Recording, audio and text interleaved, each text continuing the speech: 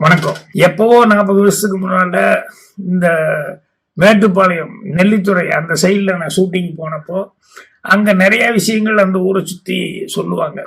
அதில் ஒன்று வந்து அந்த ஊருக்கு பாலம் இல்லை, ரிவரை கிராஸ் பண்ணி தான் அந்த 400-500 வீடு இருக்கிற அந்த வில்லேஜுக்கு ரிவரை கிராஸ் பண்ணி போகணும். பாலம் இல்லாதனால ஓட்டு போடுறது கூட சில நேரங்களை அவங்க அவாய்ட் பண்ணிட்டாங்க அப்படிங்கிற மாதிரி சமாச்சாரங்க. அப்படியெல்லாம் சொல்லும்போது இந்த தண்ணியில் வந்து குளிக்க வர்றவங்க அந்த ரிவர் சைடில் அதே ஏரியாவில் கொஞ்சம் முன்னாலேயோ பின்னாலேயோ ரிவர் சைடில் குளிக்க வர்றவங்க வந்து சில பேர் காலை பிடிச்சி தப்பான ஆட்கள் காலை பிடிச்சி இழுத்து கொண்டு போய் உள்ள தண்ணியில் கொண்டு போய் பாறைக்கிட்டு எங்கே சிக்க வச்சுட்டு அப்புறம் பாடி எடுக்கிறதுக்காக அவங்களே ஹெல்ப் பண்ணுற மாதிரி காசு பண்ணுவாங்க. இது வந்து கொஞ்சம் கூட உயிருக்கு ஒரு மதிப்பு இல்லாமல் ஈவிரக்கம் இல்லாமல் கல் நெஞ்சமாக இப்படி பண்ணுறாங்களே அப்படின்னு சொல்லி நெஞ்சு பொறுக்குது இல்லையே அப்படின்னு சொல்லிட்டு அதுக்காக இதை பதிவு பண்ணேன். இதில் என்னன்னா அது முதல்ல போலீஸ் தெரியல, அந்த போலீஸ்க்கு எப்பவுமே தப்பு நடக்கும்போது தெரியாது, அதுக்கப்புறமா தான் அவங்க கண்டுபிடிப்பாங்க. அப்புறம் பின்னால் கண்டுபிடிச்சாங்க. இவ்வளோதான் நான் சொல்லியிருந்தது. மற்றபடி போலீஸை வந்து இது எந்த விதத்துலையும் சம்மந்தப்படுத்தலை. இது சொன்னதுடைய நோக்கம் கூட என்ன அப்படின்னா, மீண்டும் இந்த மாதிரி ஏதாவது நடந்துட்டு இருந்தால் கொஞ்சம் கேர்ஃபுல்லாக இருக்கணும் அப்படிங்கிறதுக்காக இந்த பதிவு. இது என்ன ஆகி போச்சு அப்படின்னு சொன்னால், சமீபத்தில் நம்ம நண்பர் சைது துரைசாமியினுடைய மகன் வெற்றி துரைசாமி அவர்கள் வந்து இமாச்சல பிரதேச பக்கத்தில் எங்கேயோ ஷூட்டிங் போனதுல அந்த ஹில்லிருந்து வரும்போது கார் ஆக்சிடென்ட் ஆகி ஒரு 200 அடி பள்ளத்தில் ரிவரில் வந்து உழுந்து டிரைவர் உயிர் இல்லை, டிரைவர் ஸ்பாட்டில் கிடைச்சாரு வண்டிக்குள்ள. இன்னொரு நண்பர் கூட போனவர் அவரும் அடிபட்டு குத்துயிருமா இருந்தார். அவரை எப்படியோ பிடிச்சி காப்பாற்றி வெளியே எடுத்துட்டு வந்தாங்க. ஆனால் காருக்குள்ளேருந்து வெளியே ஏதோ ஒரு விதத்தில் போன வெற்றி வந்து பாடி கிடைக்கல. எல்லாம் தேடிக்கிட்டு இருந்தாங்க. தேடிக்கிட்டு இருந்து ஒரு நாள் 2 நாள் 3 நாள் ஆகும்போது அவர் சைது துரைசாமி அங்கே ஸ்பாட்டில் எவ்வளவோ முயற்சி பண்ணி அப்போ ஒரு செய்தி ஒன்று வந்தது. என்னென்னா, யாராவது எப்படியா பாடி யாராவது தேடி கண்டுபிடிச்சி கொடுத்தாங்கன்னா அவங்களுக்கு 1 கோடி ரூபா ப்ரைஸு அப்படின்னு.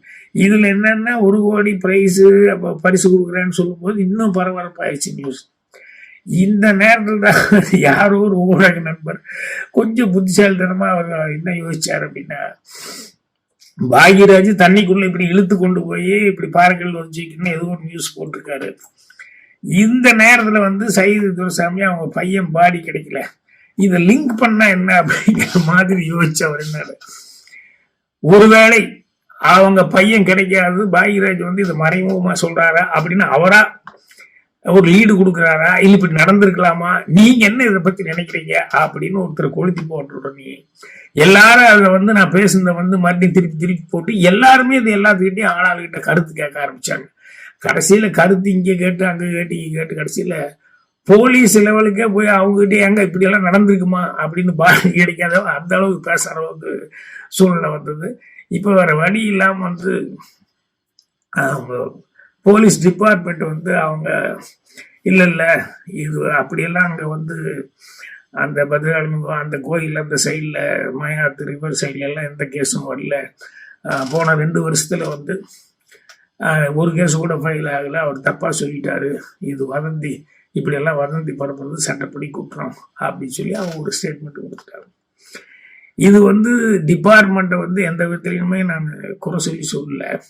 ஆனால் இப்போ டிபார்ட்மெண்ட்ல இருந்து இது வதந்தி இப்படி பாக்யராஜ் சொல்லிடக்கூடாது, இது சட்டப்படி குற்றம்னு சொன்னோன்னே, சார் நீங்க பாருங்க கரெக்டா ஆதாரபூர்வமா சொல்ற மாதிரி சொன்னீங்க, ஆனா வதந்தின்னு போலீஸ் சொல்லுது, இதுக்கு நீ என்ன பதில் சொல்றீங்கன்னு சொல்லிட்டு இப்ப மறுபடியும் டப்னு ஆளாளுக்கு ஃபோன் பண்ணி இதுக்கு ஒரு பதில் சொல்லுங்கன்னு சொல்லி இன்னும் இடியாப்ப சிக்கல் பண்ற மாதிரி அதெல்லாம் கேள்வி கேட்க ஆரம்பிச்சாங்க.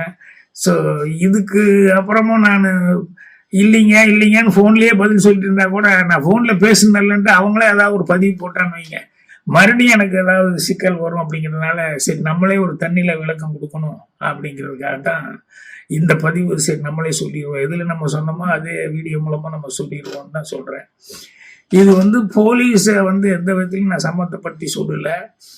அப்படி ஒரு தப்பு நடந்துதான் அங்க போனப்போ எல்லாரும் பேசிக்கிட்டாங்க இப்படி எல்லாம் நடந்தது அப்படின்னு சொல்லிட்டு. அது 40 வருஷத்துக்கு முன்னால.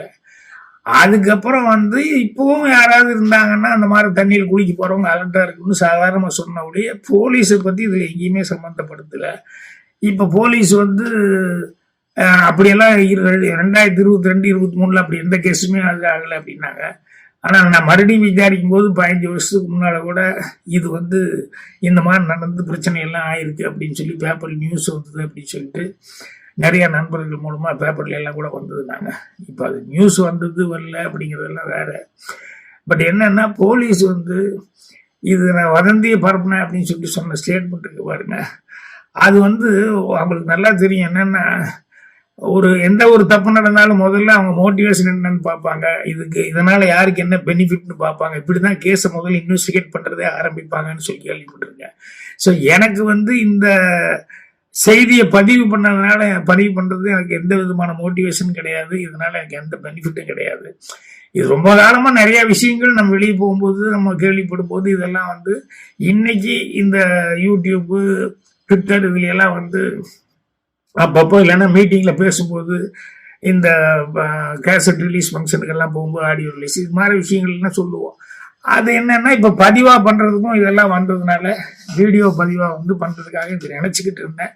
அது இப்போ சொன்னேன் அவ்வளோதானே ஒழிய வேற வந்து இந்த மேட்ரு இப்போ நடந்த மேட்ருக்கும் அதுக்கு எந்த விதமான சம்மந்தம் இல்லை. அதே மாதிரி டிபார்ட்மெண்ட்டை வந்து எந்த விதத்துலையும் வந்து இதில் நான் சம்மந்தப்படுத்தி நான் பேசவே இல்லை. அவங்க கண்டுபிடிக்கல இல்லை அவங்க கவனக்குறைவு அது இது எதுவுமே நான் சொல்லலை.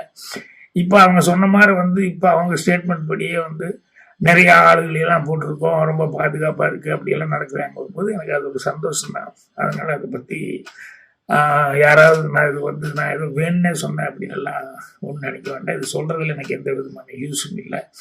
யதார்த்தமாக நான் வந்து நடந்த இன்சிடெண்ட்டை சொன்னேன். அது வந்து இப்போ வந்து இப்படி வந்துருச்சு.